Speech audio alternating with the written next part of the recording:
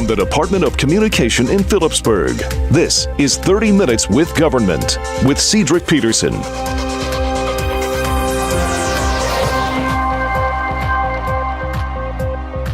Minister of Housing, Spatial Planning, Environment and Infrastructure, the Honorable Christophe Emmanuel, took a tour of the landfill on Friday, January 13th, where he was informed by Head of Public Works, Mr. Claudius Buncamper, about important matters related to the landfill. One such matter was that of the MRF system, Multi-Waste Recovery Facility. The intention is to create, on our left hand here, the MRF system, MRF. That's the Multi-Waste Recovery Facility. Basically what it is we set up a system to use big bins, take the garbage truck to that location, dump the garbage there, have physical manpower available to do certain sortings. Recycling is a big business. We have never made use of it, but it's a big business. So in the MRF system, we want to go at a few lines. If we take greenery, we can create composting. We have so many trees here. We have so many beautification projects that we do. We are buying nice crushed things, mulch to put while we can make the mulch here ourselves. Plastic has a great value for waste to energy. Steel, at this point in time, the value is a little low on the market, but it is a great value. But in the MRF system that government wants to do, we are looking at maybe 4 or 5 streams of garbage. There are companies on the islands that we are in discussions with. The minister will continue these discussions on how we move forward so we can come to a service level agreement with them. Because if we do waste to energy, how does the recycling fit into that? It's a complex world in the garbage because whoever is burning wants everything and then they will subcontract. But as government, to ensure that everybody gets a fair share of the pie, we have advised the minister to take some steps to enhance the sharing properly.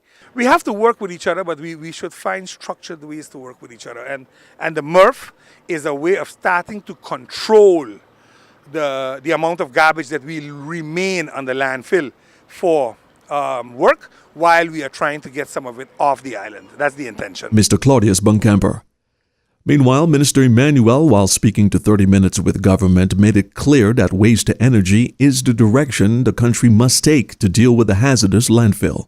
The discussions for waste to energy is a discussion.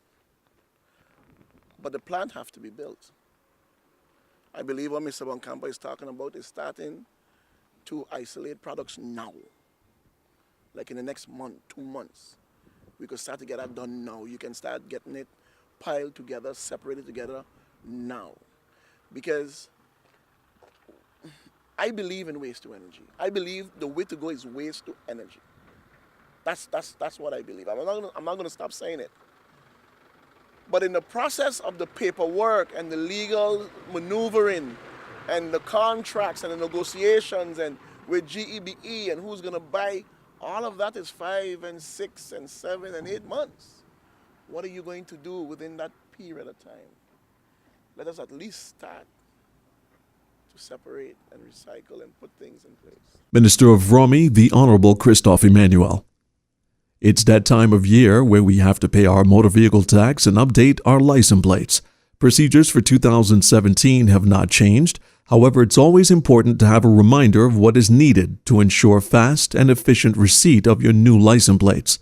30 Minutes with Government spoke to receiver Ms. Minerva Gumbs, who highlighted that customers will be pre-checked to ensure that all documents are current before client reaches the window. Well, what the public needs to know is what documentation that is required for the paying the vehicle tax, which is a valid insurance documents and a valid inspection card. Usually we ask the clients to come in with a receipt from last year to make it easy to find it in the system, but it's not a requirement. So basically that's what they would need in order to have the place to be processed. In order for the line to move smoothly, what we are doing this year is we are having a pre-check before the clients reach to the window. Because as customary, what clients do, they work with a lot of expired documents. So in line, we have someone who's checking the documents before they reach the cashier window to remove those expired documents and letting them know, only show the cashier the valid documents so that eliminate some of the time that they spend at the window. We're having now some ICT issues where the system is working a little bit slow. So I do apologize to the public for that aspect of the line. But in order to combat that situation, we are asking, we have different options that they can do. They can go to the bank to do online banking. When they process a payment online, then they just come to the window, they pick up a receipt, and they go and they pick up the plate with that receipt. We also have another service where people can put the documents in an envelope. So if you have, for example, if you don't want to stand in line, you can put it in an envelope and it will be booked in back office. You will not get it the same day. But if you put your number in that envelope, when it's finished, the plate is actually pulled, then you'll be called to come and pick up the plate. So then that would also help everyone who's in the line to process that payment that way, and then you don't have to stand in line for a long period of time. Receiver, Ms. Minerva Gumbs. Based on the recent appointment of Raphael Boseman as Minister of Justice, the ministry has received concerns from the unions and media regarding the mediator position. Minister of Labor, the Honorable Emil Lee, provided clarity on the situation at the Council of Ministers press briefing of Wednesday, January 11th. I've received a number of inquiries. I think actually there's an article in the newspaper today. I had a visit from one of the labor unions as well, because some concerns about the fact that the mediator is now our Minister of Justice. So obviously that's created a gap, and so there's some concerns about how we're handling that in the meantime and what's the strategy going forward. So we are working on a pool of mediators, so not a full-time employed person as a mediator, but a number of mediators that would operate in a pool and that would be on a, let's say, sort of a case-by-case on-call basis. We are following ILO recommendations as we're setting this up. There are 3 candidates that are in the process of being submitted to the governor for approval. And if you look at it, what the idea is that the pool gives us a set of people with different experiences and different skill sets and different relationships. You know, when you have one mediator, if one of the disgruntled parties has an issue with the mediator, it doesn't really leave them any choices and perhaps even hurts the mediation process. So by having a pool of mediators, you do open the possibility that if someone really has a very justifiable reason, that you can choose a different mediator. But more importantly, each of the mediators has a different set of skills, a different set of experiences. So depending on whatever the dispute may be, that you can now choose an appropriate mediator. So for example, sometimes you may need somebody that has more of sort of a social, psychological background because maybe it's really more of sort of an emotional tension, or perhaps the issue is more of a financial nature, in which case you want somebody who has more of an accounting background, or legal background as well, or all of the above, of course. That's the best as well. We are also working on bringing a trainer in so that when we do have our set of mediators selected, that there's a trainer that would be in place to work with them to elevate their skills and share with them different techniques. And as a matter of fact, what we're thinking about is when we do bring in a trainer for mediation, that we would open up those trainings to other members of the community, because mediation skills are good for any types of relationships, and I think actually the goal would always be to, when there's issues, mediate them before they become really big issues. So that applies, I think, to all kinds of relationships. But in the meantime, until the pool of mediators is finalized, and we're hoping that within the next week or two, Miss Marcelina LeBlanc, she's been operating as an assistant mediator since 2012. She will be filling in until we have the pool of mediators established. She comes with knowledge and experience, and we're quite comfortable as an interim solution that this will carry us through. Minister of Public Health, Social Development and Labor, the Honorable Emil Lee. More stories still ahead as 30 Minutes with Government continues after these public service announcements. 2017 public holiday schedule. Good Friday, Friday, April 14th. Easter Sunday, Sunday, April 16. Easter Monday, Monday, April 17. King's Day, Thursday, April 27. Labor Day, Monday, May 1st. Carnival Day, Tuesday, May 2nd. Ascension Day, Thursday, May 25th. Whit Sunday, Sunday, June 4th. Emancipation Day, Saturday, July 1st. Constitution Day, Monday, October 9th. St. Martin's Day, Saturday, November 11th. Christmas Day, Monday, December 25th. Boxing Day, Tuesday, December 26th. And New Year's Day, Monday, January 1st, 2018. The 2017 public holiday schedule can also be viewed on the official website of the Government of St. Martin, www.stmartingov.org. The Voluntary Corps of St. Martin, VKS, kicked off 2017 with a church service held at the Phillipsburg Methodist Church, followed by a promotion ceremony at its headquarters in Madam Estate on Sunday, January 15th. The church service was attended by His Excellency Governor Eugene Holliday and his spouse, the Honorable Prime Minister William Marlin and his spouse, Commander of the VKS Antonio Rogers and his partner, invited dignitaries, officers, and soldiers of the VKS. During the promotion ceremony in Madam Estate, 2 officers were promoted to the rank of Lieutenant First Class, namely VKS officers Anthony Scobar and David Barfield, in the presence of Prime Minister the Honorable William Marlin.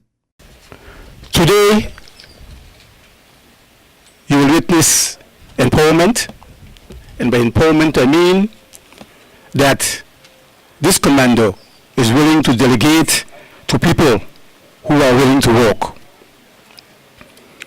Maybe there is some grumbling in the hallways. Nothing wrong with that. The VKS is not an employment agency. When joining the VKS, you were told and you know that it's a voluntary work and that you join freely to serve this community. It is my intention, with the help of the Almighty, to start another class at the end of March as soon as funds is available.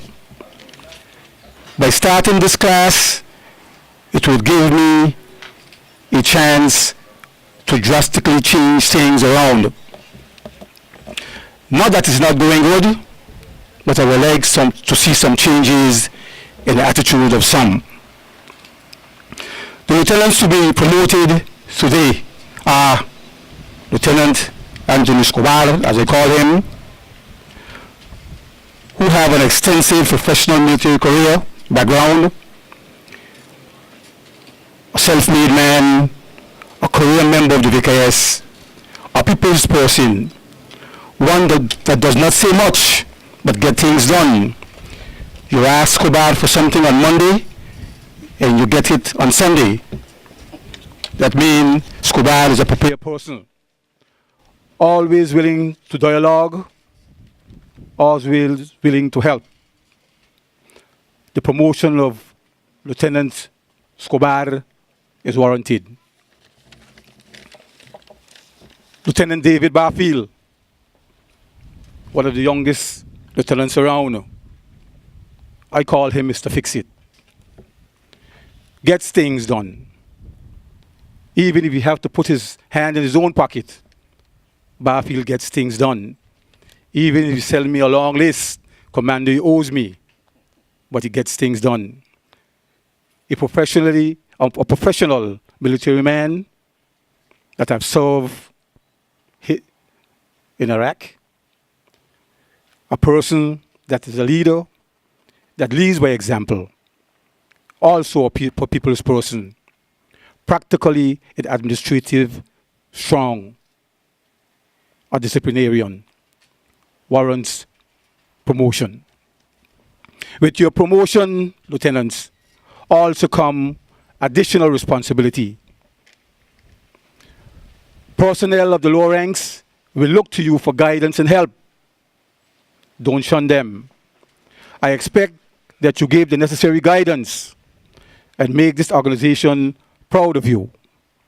I will remind you once more, you have sworn to uphold the laws of this land and to be loyal to authority, to adhere to every rule and all rules of this organization, and let that be known. On this day, January the 15th, 2017, lieutenants, you are promoted to Lieutenant First Class in order to serve the Voluntary Corps of St. Martin in the presence of the VKS authority, being the Prime Minister of Country St. Martin, Mr. William Marlin. Lieutenants, do your country, St. Martin, proud, work and serve this organization to the best of your ability. Ladies and gentlemen, authority, members of the VKS organization, I hereby present you the newly promoted Lieutenant First Class Anthony Escobar and David Barfield. As I said before, this organization serves when called upon and faces all challenges. And I said in the church, and maybe the Prime Minister figured I went to talk about financial things. No. I said, and I thank him for taking care of the VKS when financial times were difficult, and when maybe others were of the opinion that the funds that had to be invested in the VKS could be, say, cut in half. Prime Minister, thank you once more. The VKS will serve this country when called upon. Commander of the VKS, Mr. Antonio Rogers. Meanwhile, Prime Minister, the Honorable William Marlin, in his address congratulated the two VKS lieutenants for their achievements and mentioned the importance of the work VKS does within the community in terms of service at the prison during disasters, the response during hurricanes, and took the opportunity to request that the VKS join the movement of recycling. We may not always see them, but they function at the prison, they function at immigration, they support the police, and more importantly, whenever there is a disaster, a calamity, and one that strikes ever so often, a hurricane, the VKS is one of the first teams out there to render assistance.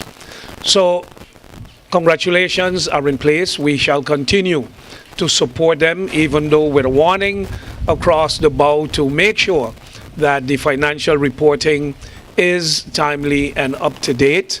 I will continue to call on the government to support you as much as we can and look forward to your continued support to the society as well.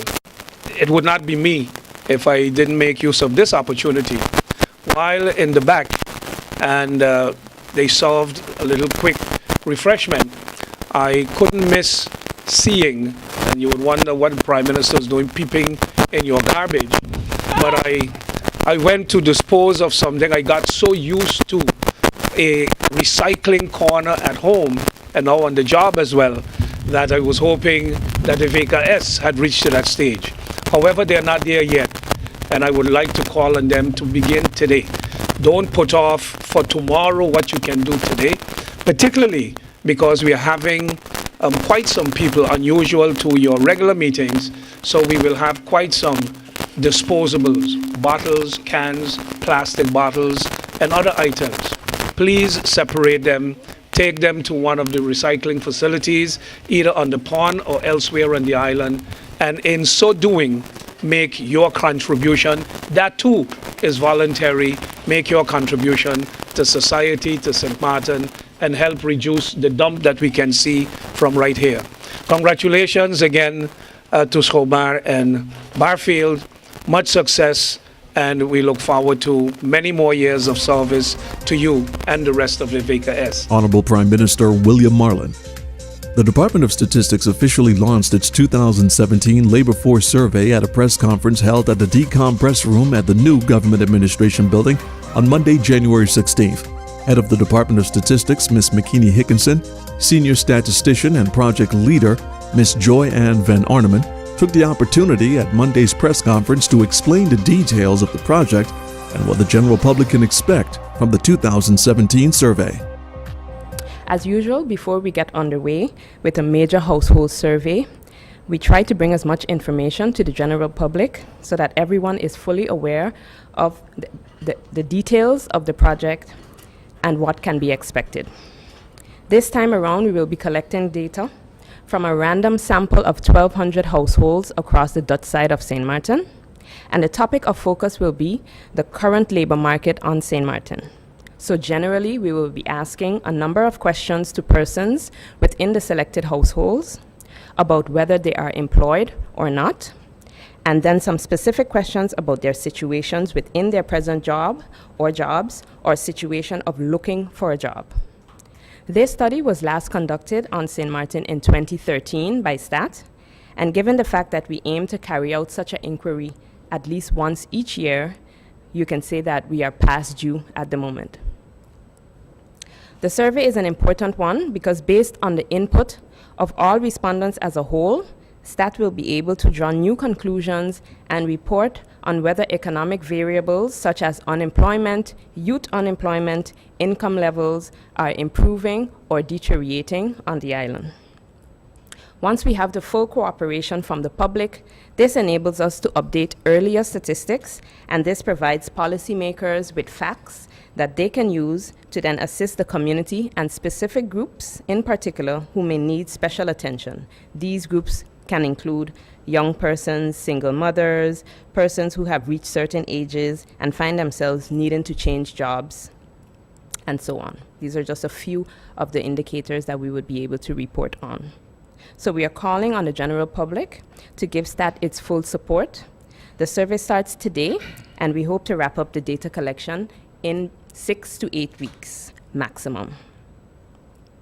I would now pass the floor to Joy Ann, who will give further details on how we plan to carry out the fieldwork and what type of questions households can expect. We are starting off the survey today with 10 interviewers going out into the field. We're hoping to reach 1,200 households, and the survey has 4 major sections, each of which should be expected to take about 10 minutes to complete, depending upon the responses of the household. The first section is a general question section, just to establish the makeup of the household, the makeup of whether it's a family, whether it's extended family or immediate family, etc. Just some general information about gender, age, so that we can then classify our information into the different categories. Second section is about education, both past and current, just so that we can establish and make links between education and the labor market, and who has jobs, what kind of jobs they're going into, etc. The third section is a section on the employment status, so whether they're unemployed and looking for work, retired, working currently, as well as some specific information about the type of job they're doing, whether they're contracted, whether they're full-time permanent employees, and the different benefits, etc., that are offered at their place of work. Then the final section is a very short section on income, just to establish the income levels of those different age groups and the different demographic groups that we have established in the previous sections. As mentioned, each section is expected to take about 10 minutes, depending on the responses and how much education, how many jobs, the type of jobs, etc. So the entire survey should take about 40 to 45 minutes to complete. In news from the Ministry of Rummy, the ministry would like to inform the general public of St. Maarten and the residents of St. Peter's in particular that as of Saturday, January 14th, the entrance to the St. Peter's main road from the L.B. Scott Road will be closed for one entire week and will be reopened on Sunday afternoon, January 22nd. The closure of the road is to enable the contractor, Designer's Choice NV, to finalize the installation of the sewage lines and the completion of the hard surfacing of the road with concrete. 30 Minutes with Government spoke to the contractor, Mr. Ricky Van Putten. Yes, what we're doing right now, we digging the trench from Pineapple Road going back to St. Peter's. We adjusting the depth so we could get a proper depth flow, so we could do all the house connections going back to St. Peter's. We had some difficulties in the beginning because the pipe couldn't run under the trench, so we had to redesign the design for the St. Peter's area. So we actually did 3 different designs to have the proper direction of the proper gravity flow going back from St. Peter's, going back to LB Scott Road. The biggest obstacle here was trying to run the pipe under the bridge, so we redesigned it to go crossway. So the plan right now of action is this weekend, adjust the pipe to the proper depth, adjust it to the proper depth, do the proper pits, and then once backfill, compact, and then we get it close off concrete. So we have a smooth surface so the people in St. Peter's could be happy once again. The execution of the works has commenced Saturday morning at 9 a.m. with the closure of St. Peter's Road for the entire week. During the execution of the works, residents residing on the St. Peter's Main Road will have access to their homes by means of a detour via the Mesa Apple Road. The detour from St. Peter's to LB Scott Road and vice versa will be directed through the Mesa Apple Road. Marigot Hill Road will remain a one-way road to the LB Scott Road, maintaining the present situation. During the execution of the project, the residents of St. Peter's and motorists that utilize the St. Peter's Road area and the LB Scott Road will experience some inconvenience. That brings us to the end of this edition of 30 Minutes with Government. For video on demand of all Department of Communication programming, be sure to visit the official government website, stmartingov.org. I'm CEDRIC Peterson. On behalf of the government of St. Martin and all of us here at the Department of Communication, thanks for tuning in.